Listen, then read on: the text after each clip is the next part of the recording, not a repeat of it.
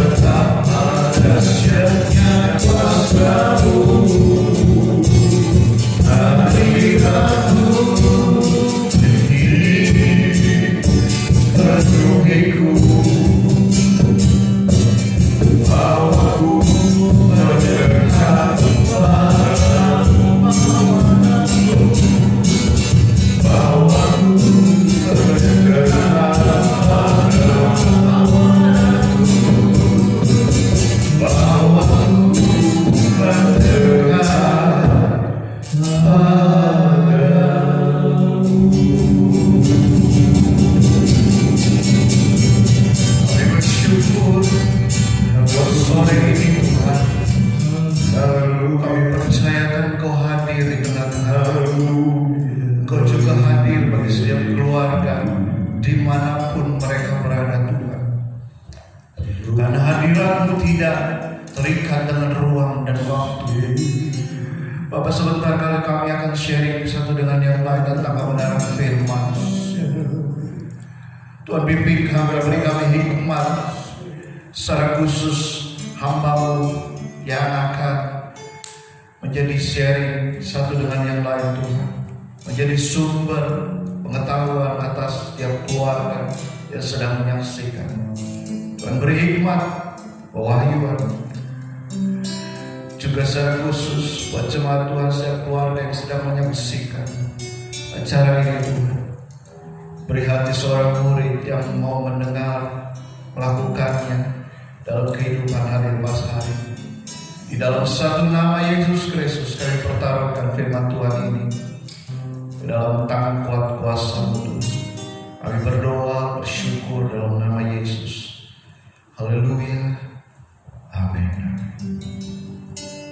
Saya Pendeta Samuel Hartono menyapa saudara jemaat Tuhan yang ada di rumah sana dengan kata membuka salam sejahtera buat kita sekalian. Shalom. Bersama rekan-rekan hamba Tuhan hari ini kami ada untuk membahas, membincangkan beberapa pokok kebenaran firman yang bertemakan kepemimpinan Allah yang tidak terbatas dan tidak bisa dibandingkan oleh kepemimpinan apapun dan siapapun. Jadi temanya adalah ketika Allah kita jadikan sebagai pemimpin yang utama, maka segala sesuatunya itu yang terbaik. Katakan amin. Ya, jadi mari kita akan sama-sama mengupas kebenaran firman Tuhan. Kaitannya mengenai bangsa Israel yang mengharapkan hadirnya, adanya seorang raja, menuntut Nabi Samuel untuk lahirnya atau terjadinya kepemimpinan yang bergeser dari kepemimpinan langsung oleh Allah sendiri tanpa dipimpin oleh seorang raja. Dalam konteks ini kita namakan teokrasi, di mana Allah sendiri yang memerintah bangsa itu. Namun ketika bangsa Israel bersungguh menuntut adanya seorang raja, berarti telah terdapat di dalamnya penolakan akan Allah yang kelak itu akan dibahas secara detail oleh rekan-rekan narasumber kita. Juga kita bisa melihat ada sisi-sisi baik bangsa Israel yang dipandang oleh kita semua juga kepada di mata Tuhan itu dipandang baik, yang sebenarnya itu juga bisa kita lakukan. Tapi yang saya mau katakan kepada saudara adalah mengapa satu bangsa yang dipimpin oleh Allah langsung masih saja ia mengharapkan hadirnya raja untuk memimpin dia? Apakah ada sesuatu masalah di sana? Nanti itu juga dibahas. Mungkin faktornya adalah bukan Allah langsung yang menjadi permasalahan, tetapi karena Allah lah, nabinya lah, Samuel dalam konteks ini sebagai hamba Allah yang dipandangnya baik dan hampir sempurna, namun pada kepemimpinan berikutnya regenerasi ke anaknya tidak sebaik bapaknya. Itu juga mungkin yang menjadi sesuatu pertimbangan keraguan atasnya, sehingga mereka memimpin dan meminta pemimpin raja. Lalu tanpa memikirkan dampak lain ketika hadirnya raja, maka ada standar-standar, ada ketentuan-ketentuan, ada syarat-syarat yang kita bisa lewati, yang mereka harus lalui. Nah, itu membebaninya. Nanti juga itu akan dibahas, ya. Jadi mana yang terbaik? Mari kita akan sama-sama kupas itu bersama. Nah, dalam aplikasinya adalah biarlah umat manusia di zaman ini, hendaknya kita tetap memutuskan bahwa kita dipimpin hanya kepada satu tempat yang kelak akan dijanjikan Tuhan, yaitu surga yang bakal, oleh atau hanya kepada satu nama, yaitu Tuhan Yesus saja sebagai penguasa tunggal kita. Jadi itu yang menjadi dasar awal yang kita akan bahas dari kitab 1 Samuel pasal yang ke-8, 9, 10, 11, dan 12. Saya mau bacakan lebih dahulu sebagai landasan kebenaran firman Tuhan yang kita akan bahas. Dalam pasal 12 ayat yang ke-1, Samuel minta diri dari bangsa itu. Ayat yang ke-1 berkatalah Samuel kepada seluruh bangsa Israel, telah kudengarkan segala permintaanmu yang kamu sampaikan kepadaku, dan seorang raja telah kuangkat atasmu. Itulah ayat yang kita akan share bersama. Kenapa bangsa Israel meminta raja sementara Allah memimpin secara teokrasi, sedangkan ia ingin satu kepemimpinan yang berubah, yaitu hierarki, di mana satu raja memimpin, maka di dalamnya ada persyaratan dan ketentuan, dan ketentuan itu tidak membebaskan ia untuk hidup tanpa batas. Kita akan masuk dalam pokok pembahasan sisi baik apa yang kita dapati dari bangsa Israel. Kita akan dengarkan dari narasumber kita, yaitu Bapak Pendeta Aron. Mari. Puji Tuhan, Salam Bapak Ibu, kekasih-kekasih Tuhan pada sore hari ini. Mari kita akan sama-sama mendalami lebih dalam lagi tentang firman Tuhan yang telah disampaikan kepada kita pada sore hari ini. Kita akan membahas mengenai seorang umat Tuhan, atau pada saat itu bangsa Israel selalu memberikan yang terbaik kepada Tuhan. Saudaraku yang terkasih di dalam nama Tuhan, Tuhan mengajarkan kepada kita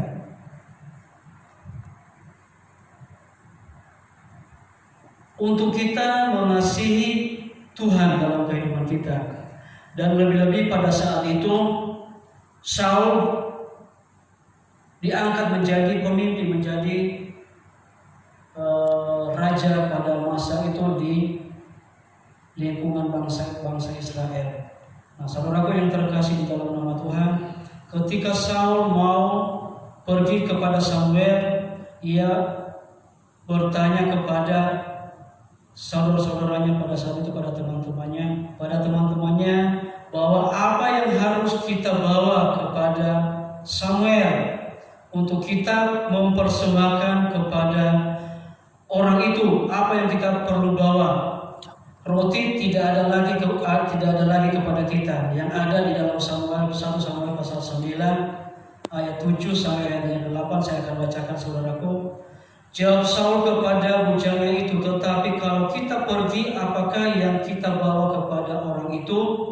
Sebab roti di kantong kita telah habis dan tidak ada pemberian untuk dibawa kepada abdi Allah itu. Apakah yang ada pada kita? Jawab bujang itu pula kepada Saul, masih ada padaku 1/4 sikal perak.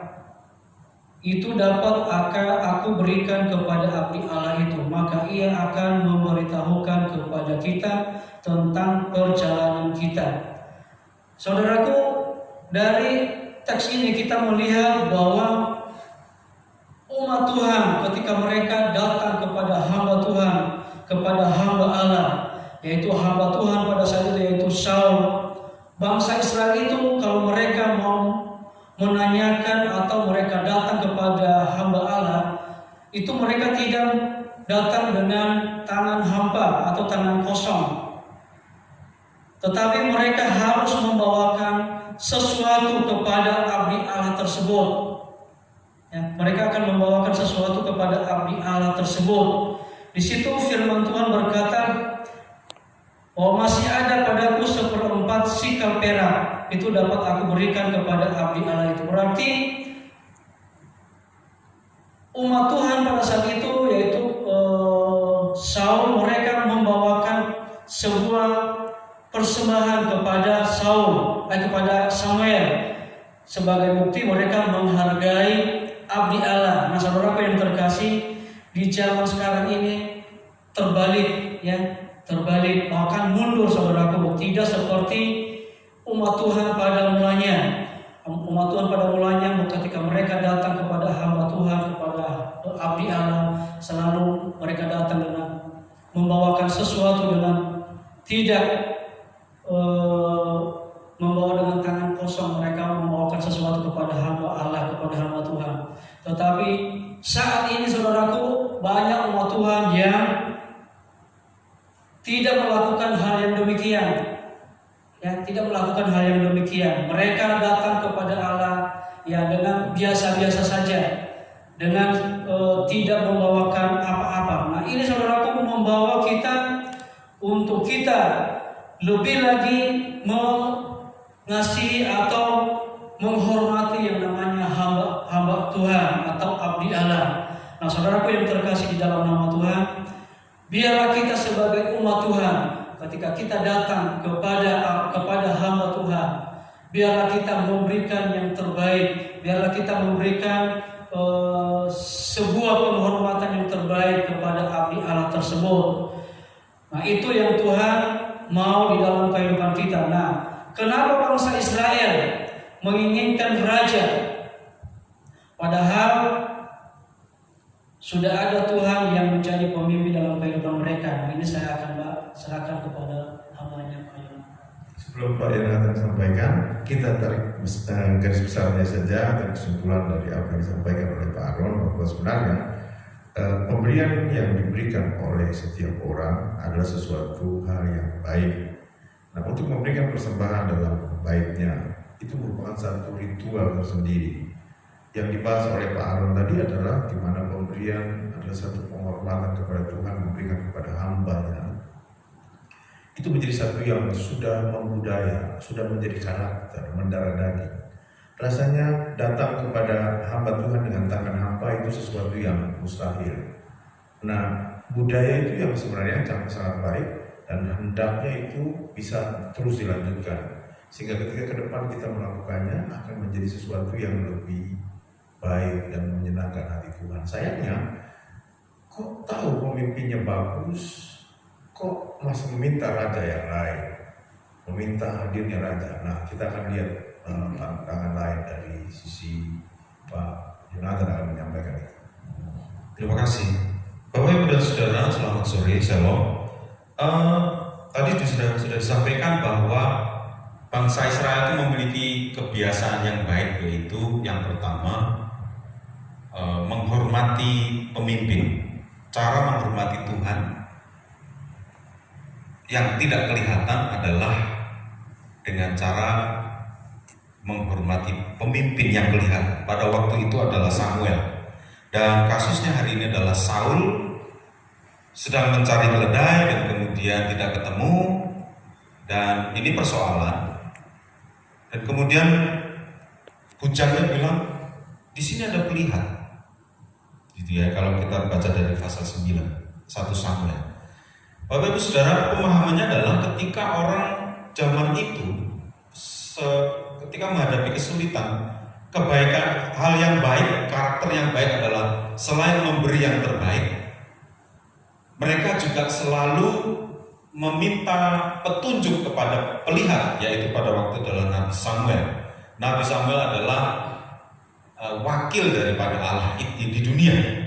Tetapi coba perhatikan, kita buka dalam 1 Samuel pasal 8 ayat 1 sampai yang ketiga. Setelah Samuel menjadi tua, diangkatnyalah anak-anaknya laki-laki menjadi hakim atas orang Israel. Nama anaknya yang sulung ialah Yoel, dan nama anaknya yang kedua ialah Abia. Keduanya menjadi hakim di Beersheba. Ayat 3, tetapi anak-anaknya itu tidak hidup seperti ayahnya.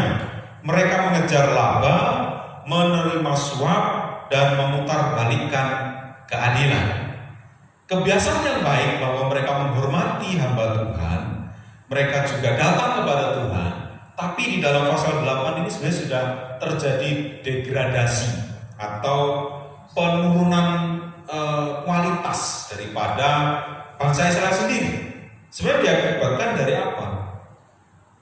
Ya mungkin kita sedikit menyalahkan Nabi Samuel mungkin ya, saya tidak tahu apa yang diajarkan kepada anak-anaknya sehingga kualitas rohani, kualitas sikap, kualitas mutu, karakter, kredibilitas daripada anak-anaknya yang seharusnya menjadi pengganti atau suksesi daripada Nabi Samuel itu tidak terjadi karena standar yang ditetapkan oleh Samuel itu sudah begitu tinggi. Tapi ketika dipraktekkan oleh para anak-anaknya itu tidak sesuai. Apa yang terjadi? Bahwa ternyata ada kebalikannya. Kalau Samuel itu orangnya tidak mengejar laba. Kalau mungkin banyak orang datang dan membawa uang atau apapun, Samuel tidak dengan lobanya atau tamaknya mengambil. Tidak mau menerima suap.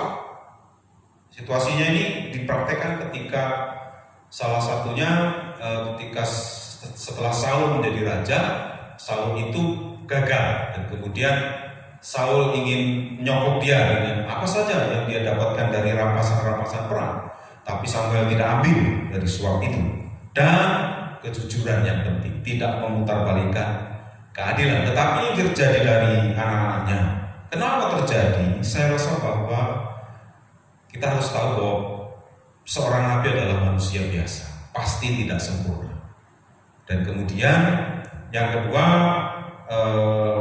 mungkin juga saking banyak pelayanan keluar sehingga lupa anaknya sendiri harus diinjili gitu, atau diajarkan tentang kitab Taurat. Nah, pemahaman pengertian kepada kita hari ini adalah tidak hanya hamba Tuhan saja yang harus kita perhatikan, tapi juga keluarga kita, para suami, istri, dan pokoknya orang tua adalah berperan aktif di dalam mendidik anak-anaknya. Kalau orang tuanya setia kepada Tuhan, seharusnya impartasi kepada anak-anaknya juga sama, rohaninya harus sama. Tetapi banyak sekali terjadi bahwa kita gagal, saudara. Tapi pada sore hari ini menjelang malam ini, kita diingatkan oleh firman Tuhan bahwa sehebat apapun pemimpin, kalau kita tidak fokus mengajar kepada anak-anak kita, dan kemudian kalau anak kita tidak berbuat salah, anak kita berbuat salah dan kita tidak tegur, maka kualitasnya seperti ini. Sehingga seharusnya anak-anak yang menjadi pengganti Nabi Samuel ternyata ditolak, sehingga bangsa Israel harus minta raja. Dan kita akan lihat kalau jadi punya raja itu, bangsa Israel punya tanggung jawab apa? Atau yang tidak berharap kepada Tuhan tapi berharap kepada manusia, apa yang terjadi? Nanti Pak Markus akan. Kesimpulan kecil saja bahwa apa yang disampaikan oleh Pak Yonatan sesuatu yang cukup menarik, bahwa pengalaman seorang pemimpin besar tidak juga memberi satu garansi bahwa akan ada suksesi yang sebaik dirinya, begitu ya. Dan kalau bicara tentang salah siapa, pasti seorang laki-laki setiap kesalahan tanggung jawabnya adalah di pundak laki-laki itu sendiri, ya kan? Karena itu bicara tentang tanggung jawab. Kesejatian seorang pria adalah dari tanggung jawab. Nah, melepas dari itu semua, baik kegagalan sebelumnya, Imam Eli punya kegagalan yang sama terhadap anaknya, diteruskan oleh Samuel juga mengalami kegagalan bagi anaknya. Dan apakah jika nanti akan ada pengganti Samuel, jika tidak diminta raja, akan juga mengalami kegagalan yang sama? Mungkin saja. Pertanyaannya, apa yang menjadi penyebab? Secara psikologis mungkin saja kita bisa gali itu, bahwa bisa saja apa yang ada di hati bapaknya tidak sama apa yang ada di hati anaknya. Bisa saja anaknya itu mentalnya tidak sekuat bapaknya, sehingga akhirnya pemahaman apa yang ada di bapaknya tidak sekapasitas yang ada di dalam diri anaknya. Jadi itu menjadi satu masalah. Degradasi yang terjadi, bahwa kepemimpinan yang baik jadi kurang baik, semakin merosot, sebenarnya itu adalah sesuatu yang kurang baik. Sebaiknya kita harus jadikan satu kepemimpinan yang menjadi lompatan yang lebih baik lagi. Kita berharap kalau Tuhan yang tetap memimpin, pasti pemimpin kedepannya akan lahir yang lebih baik. Entah anaknya, kalaupun bukan, Tuhan akan pilih orang lain untuk menjadi pemimpin yang pasti Tuhan tidak akan pernah mentelantarkan, membiarkan yang dipimpinnya hancur dan binasa. Nanti selanjutnya, alasan apa lagi sih kok bangsa Israel minta raja? Padahal sebenarnya kalau bicara dari syaratnya, harusnya dia kaji ulang untuk kepemimpinan raja itu. Karena hierarki itu tidak lebih mudah. Coba kita akan lihat dan dapati pemaparan dari Pak Markus. Baik, shalom, selamat sore Bapak Ibu Saudara terkasih. Ya, tadi Pak Yonatan sudah menyebutkan tentang adanya pergeseran kepemimpinan yang seharusnya dari Samuel akan turun kepada anak-anaknya, tetapi karena anak-anaknya memiliki satu pandangan yang lain, memiliki satu pergeseran yang lain, mencari untung, tidak mencari keadilan dan sebagainya, saudara. Itu alasan yang pertama bangsa Israel, sehingga bangsa Israel itu menginginkan seorang raja. Nah, saudara, saya akan bacakan di dalam 1 Samuel pasal yang ke-8 ayat yang ke-7, saudara. Ternyata ada penolakan yang lain, saudara. Yang pertama, bangsa Israel menolak anak-anak Samuel karena pergeseran kepemimpinan yang tidak sesuai dengan ayahnya. Bangsa Israel merindukan sosok seorang nabi, seorang pelihat. Ketika Samuel menjadi pelihat, bangsa Israel seharusnya memiliki sebuah pandangan, mungkinkah anak-anak ini bisa mengikuti jejak Samuel bapaknya? Tetapi ternyata tidak. Dan yang kedua, saudara, ada hal yang lain. Mengapa ketika anak-anak Samuel juga ditolak? Saya akan bacakan di dalam ayat yang ke-7 pasal yang ke-8.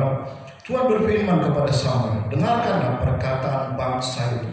Dalam segala hal dikatakan kepada mereka, kepadamu, sebab bukan engkau yang mereka tolak, tetapi akulah yang mereka tolak, supaya jangan aku menjadi raja atas mereka. Saudaraku yang terkasih, keinginan Tuhan terhadap bangsa Israel menjadikan Tuhan di atas segala-galanya, menjadikan Tuhan sebagai raja mereka, menjadikan Tuhan sebagai pimpinan mereka melalui tangan Samuel, melalui kenabian Samuel. Nah, ternyata bangsa Israel menolak itu, saudara. Yang pertama tadi alasannya, karena anak-anaknya. Yang kedua, bahkan mereka sendiri secara langsung menentang Tuhan mereka. Padahal kita tahu, kenapa sih ketika Samuel ada, kenapa bangsa Israel tidak memilih mencarikan nabi yang lain? Padahal jelas dikatakan Samuel sudah tua pada saat itu, dan bangsa Israel menginginkan seorang pengganti Samuel. Tetapi kenapa mereka tidak memimpikan seorang nabi yang lain yang dari Tuhan, tetapi malah mereka memimpikan seorang raja yang akan memimpin mereka? Padahal jelas-jelas ketika seorang raja ada di antara mereka, akan lebih banyak hal-hal yang akan mereka jumpai, ketidakenakan demi ketidakenakan, saudara. Di antaranya adalah menyerahkan upeti-upeti. Bahkan kalau kita bandingkan, kurang enak apa ketika seorang nabi ada di tengah-tengah mereka. Ketika mereka datang meminta nasihat dari seorang nabi, mereka cukup membawa sesuatu yang dengan ketulusan hati mereka, dengan apa yang mereka punya. Tetapi ketika seorang raja ada di tengah mereka, ada syarat-syarat yang harus mereka bawa bagi seorang raja, saudara. Dan mereka tidak memahami itu. Bahkan Samuel sudah menyampaikan tentang perkataan-perkataannya kepada bangsa Israel. Ketika kamu memiliki seorang raja, kamu akan begini, kamu akan begitu, dan sebagainya. Hal itu sudah dituliskan, sudah dicatat di dalam Samuel pasal ke-8 ayat yang ke-10, saudara. Dikatakan seperti ini. Dan Samuel menyampaikan kepada segala firman Tuhan kepada bangsa itu yang meminta seorang raja kepadanya. Katanya, inilah yang akan menjadi hak raja yang akan memerintah kamu itu. Pertama, anakmu laki-laki akan diambilnya dan dipekerjakannya. Yang kedua, ayat yang ke-13, anakmu perempuan akan diambilnya sebagai juru campur rempah-rempah, juru masak dan juru makanan. Selanjutnya ayat ke-14, dari ladangmu, kebunmu, kebun jaitunmu akan diambil yang paling baik yang akan diberikan kepada pegawainya. Dan seterusnya kita baca ayat itu, saudara. Ada begitu banyak syarat-syarat yang akan diminta oleh seorang raja kepada bangsanya. Bukankah sudah lebih enak ketika ada seorang nabi di tengah bangsa mereka yang memimpin mereka mengatasnamakan Tuhan? Tetapi bangsa Israel malah memilih seorang raja untuk memimpin mereka. Disinilah banyak terjadi pergeseran-pergeseran dari bangsa Israel antara kepemimpinan Tuhan dengan kepemimpinan seorang raja. Kita akan mendengarkan kesimpulan dari Pak Gembala. Baik, setelah kita dengarkan beberapa dari pandangan dari beberapa narasumber, maka kita mendapati banyak poin di dalamnya. Saya mau tutup dengan satu ayat di pasal 12 ayat yang ke-15. Tetapi jika kamu tidak mendengarkan firman Tuhan dan kamu menentang titah Tuhan, maka tangan Tuhan akan melawan kamu dan melawan rajamu. Aplikasinya adalah realita kehidupan bangsa-bangsa di dunia ini, termasuk Indonesia. Mereka mengalami masalah demi masalah. Bahkan anti klimaksnya adalah seluruh dunia mengalami krisis kepemimpinan. Bahkan nanti akan ada berdiri seseorang, satu sosok yang menyatakan bahwa aku adalah pemimpin dunia. Dan ia dinamai 666. Dia dinamai antikris. Lahirlah itu. Masalahnya karena apa? Karakteristik yang bergeser, terjadinya degradasi dalam banyak hal. Bapak Ibu, dari narasumber yang pertama, kita lihat pergeseran apa untuk saat ini. Aplikasinya adalah zaman itu bangsa Israel murni dalam hati nuraninya, punya karakter yang selalu menghormati Tuhan dengan memberi dengan wujud nyata memberi kepada hambanya. Sekarang apa yang kita buat? Hanya liturgia saja, hanya ibadah saja kita memberi persembahan, sepertinya tuntutan dalam sebuah peribadatan. Tetapi karakter dalam memberi ketika kepada hamba Tuhan, pernahkah engkau punya hati nurani yang terdorong untuk memberi pemberian kasih? Sudah hilang seakan itu karakter di dalam diri hamba dan umatnya. Yang pertama, sebenarnya itu hal yang baik. Telah terjadi pergeseran, sudah menjadi kurang baik. Lalu ada masalah lain menuntutnya seorang raja, padahal ia sudah menaruh hormat. Tetapi yang kedua, dia masih berpikir, kok jadi begini kami? Samuel kalau tidak ada, bagaimana rupa nanti kami akan dipimpin? Padahal seharusnya dia menilai bahwa ketika ia dipimpin oleh Imam Eli, dan dia begitu rupa, anak-anaknya tidak bisa meneruskan. Tuhan mengirim pengganti Samuel yang bukan dari anaknya. Seharusnya ketika kondisi sekarang juga Samuel mengalami masalah ini dan anaknya tidak meneruskannya, harusnya punya pemikiran yang sama bahwa Tuhan bisa menghadirkan pemimpin pengganti Samuel, walau bukan anaknya, tapi kapasitasnya lebih hebat dari yang sebelumnya. Kan begitu? Tanpa harus meminta dengan hasratmu, keinginanmu, pikiranmu, kemauanmu, menggeser Tuhan, menggeser Nabi Tuhan, dan melahirkan raja, menghadirkan raja. Ujung-ujungnya akan ada hukuman dan penderitaan. Tuntutan demi tuntutan sudah disampaikan, apa yang harus menjadi syarat. Anak terbaik yang sulungmu diambilnya, wanita anakmu yang wanita yang baik pun diambilnya, dan engkau harus beri upeti, dan lain sebagainya. Padahal kepemimpinan yang paling utama dari Tuhan itu amat sepele dan sederhana, tidak membebani, cukup mengembalikan sebagian apa yang menjadi milik kita dan mempersembahkan sedekah, korban dan sebagainya. Itu pun engkau tidak bisa menerimanya. Yang disampaikan oleh Pak Yonatan adalah sesuatu terjadinya degradasi yang begitu rupa, pergeseran begitu rupa. Samuel kepada anak-anaknya itu merupakan satu kendala yang jadi pemikiranmu dan engkau menjadi takut. Hari ini engkau tidak perlu lagi menjadi takut. Oh, sebenarnya Tuhan sudah mengatur cara hidup manusia. Jika engkau menjadikan Kristus sebagai satu-satunya penguasa tunggal dalam hidupmu, Ia akan menggaranti hidupmu. Kendati pun engkau hidup dalam kesulitan, Tuhan besertamu, gada dan tongkat nyala akan menghibur engkau, dan engkau akan menang, engkau akan makan dengan kenyang di hadapan lawanmu, dan engkau akan menerima sesuatu yang berbahagia, menikmati kasih, kuasa, baik dan segalanya. Saya percaya sering jemaat Tuhan yang dikasih Tuhan, engkau yang ada di rumah dan di mana saja, yang menyaksikan dan ikuti acara ibadah kita hari ini secara online, pastikan bahwa tetapkan dalam hidupmu bahwa jangan engkau tolak Tuhan. Jadikan Dia sebagai penguasa tunggal dalam hidupmu, maka berkat, pertolongan, kasih, kuasanya akan menjadi bagian hidupmu. Yesus berkati.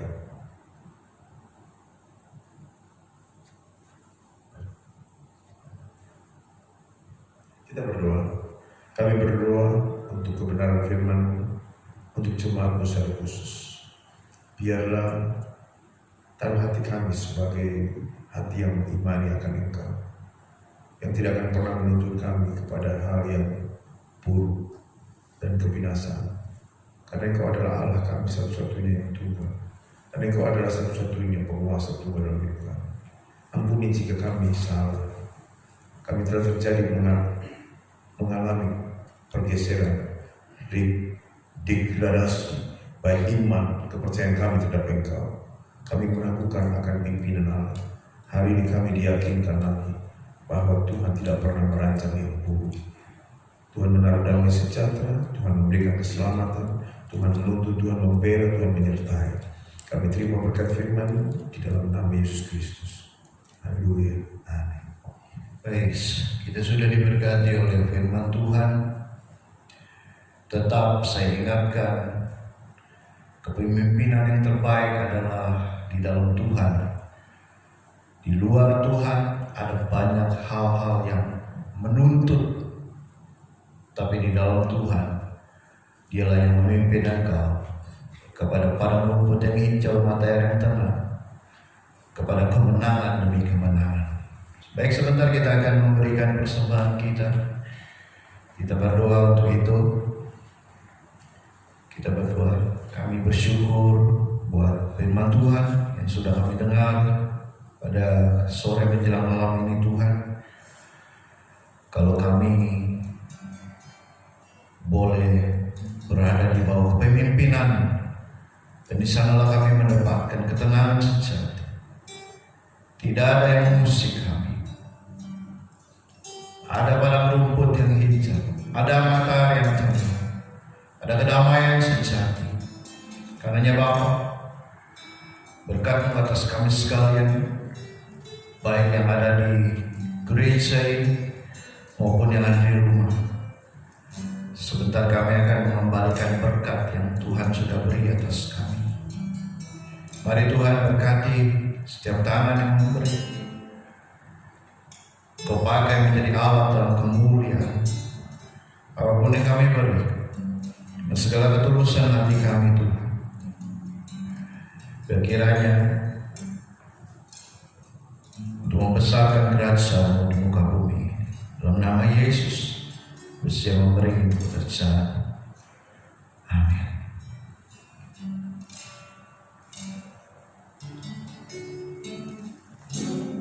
Tuhan Allah Maha Tahu betapa dahsyatnya kuasa-Mu, hadirat-Mu begini penuhiku, bawaku mendekat. Sekali lagi kita akan pujian Engkau Tuhan, Engkau Tuhan Allah Maha Tahu betapa dahsyatnya kuasa-Mu, hadirat-Mu kini penuhiku, bawaku mendekat padamu, bawaku mendekat padamu. Baik, pengumuman. Terima kasih buat keluarga yang sudah menyediakan makanan, minuman untuk kita bisa nikmati di gereja ini, menjadi kekuatan buat kita membuat ibadah online pada kesempatan kali ini. Juga bagi saudara yang ingin memberikan persembahan berpuluhan, mengembalikan berkat Tuhan yang ada padamu, saudara bisa mengirimkan melalui rekening dari bendahara kita. Itu akan nanti kita share di grup jemaat. Saya pikir itu saja. Ada pengumuman lain? Ya. Cuma satu tambahan, kita akan ada kenaikan bisa masih sebuah acara yang cukup sangat sakral, bahwa Tuhan Yesus akan datang seperti engkau menyaksikan Dia dan naik ke surga. Jadi sebagai satu bagian yang kita akan terus ingat, kita akan adakan itu sebuah prosesi ibadah peringatan kenaikan Isa Masih Tuhan kita Yesus Kristus ke surga. Selepas itu maka ada 10 hari Pentakosta, ya, hari yang ke-50 Pentakosta, ya. Maka 10 hari biasanya kita datang kepada Tuhan dan menantikan janji Bapa untuk dicurahkannya Roh Kudus turun ke atas kita. Maka kita akan tetap mengadakan sebuah ibadah online dari hari ke hari, dan engkau tetap walaupun stay di rumah tetap ada dalam hadirat Tuhan, karena kita tahu bahwa Roh Kudus itu sudah ada dan akan dicurahkan kepada hati yang terbuka. Engkau yang menantikan janji Bapa dan engkau meminta, maka percaya, maka Rohnya akan memenuhi engkau. Tanda orang yang dipenuhi Roh Kudus salah satunya adalah berglosolalia, berkata-kata dalam lidah asing, berbahasa yang bahasa surgawi dari Tuhan. Dan itulah menjadi karakteristik orang Kristen. Mari kita akan persiapkan diri kita untuk ibadah itu. Yesus berkata, Kita akhiri saja dalam doa. Saya undang sekalian kita bangkit berdiri dan kita berdoa untuk itu. Mari kita akan berdoa. Bapa kami di dalam surga, pada sore hari ini Tuhan, hati kami mengucap syukur. Tuhan sudah mengurapi dan memakai setiap kami, dan kami percaya bahwa jemaat Tuhan yang saat ini beribadah di rumah masing-masing juga akan terus menikmati hadirat Tuhan, menikmati firman Tuhan, dan kami percaya mereka akan terus dilindungi oleh Tuhan.